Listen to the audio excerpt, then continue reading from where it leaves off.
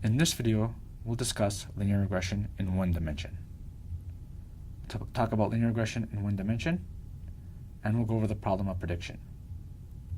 With respect to PyTorch, we'll talk about the class linear, and we'll build a custom module using nn.modules.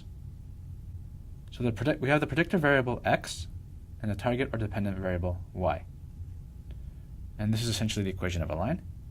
And we have the bias term and slope parameter. So because we're performing an estimate on y, we'll use the hat symbol. And we have some unknown point. We can use a line to predict the value of y. So for linear regression, we take a bunch of data points, and we use these data points to train the model, and then we get a set of model parameters. And then we use these parameters to make a prediction. And in PyTorch, the convention is to call this step the forward step. And all we're doing in this case is you have the equation of the line, and we're mapping the value of x to y using the parameters. It's pretty simple. So let's do it in Torch the standard way. We have two tensors representing our parameters, and we set the parameter requires grad equal to true. And we'll see why in the next section, but basically later on we're going to see how to learn these parameters. And then we define the function forward, and this will simply make a prediction given x. So we can input a tensor, and we apply the forward function to x, we get an output. And in this case it's 1.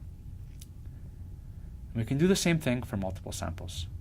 So in this case, we have the tensor x, where every row in the tensor represents a different sample.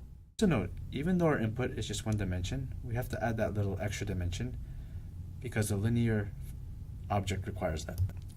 And we can make a prediction, and all this does is it applies the linear equation to every element in the tensor as follows. And we get the final result. For every input, we get an output. Pretty simple. So now let's discuss the class linear. So from torch.nn, we import linear, and this allows us to construct a linear model as follows, and we can make a prediction as follows. When you construct a linear object, the parameters are randomly initialized. So we'll use the function manual_seed that will give us the same results every time we run our code. So we create a linear object, and we're essentially creating the equation of a line. And we can see the actual parameters by calling the method model_parameters. And because this is lazily instantiated, you have to call the function list. So we can make a prediction as follows. We have the tensor x, and then again, we need that extra dimension in there. And we can make a prediction as follows, and this simply applies the linear equation to the tensor x and produces an output. Also produce an output for multiple inputs. We have the tensor x, and this time we have 2 rows.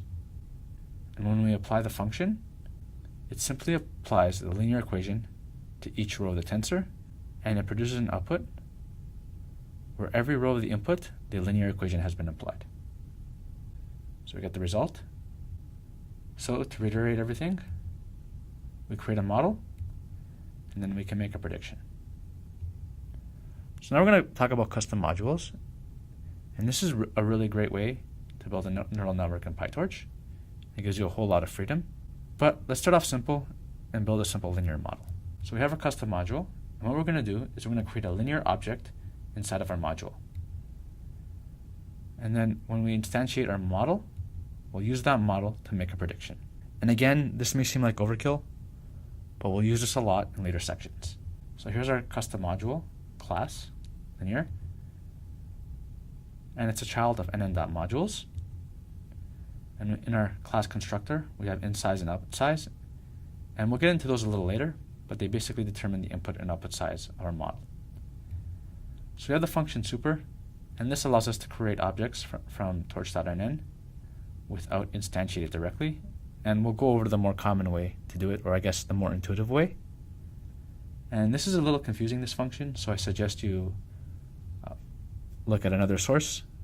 So we create a linear object, and it gets its parameters from the class constructor, and we assign it to self.linear. And then we can call that object in the forward method. That's it. You can also instantiate it like this. And this way it's just a little more intuitive. I find the function a little confusing myself. So we'll create a model, and we can get the model parameters.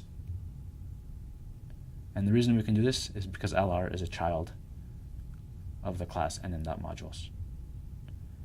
And we can create a tensor, and again we'll have to add that extra dimension. And we call the function model, and we can make a prediction. We can do the same thing for tensor, where every row represents a different sample. And when we call the object, we're simply applying the linear equation to every row in the object and outputting it to the tensor y hat, and we get the following results. So let's review everything again. We create a model. We can get the parameters using the method.parameters. We can call the function forward and make a prediction. And that's it.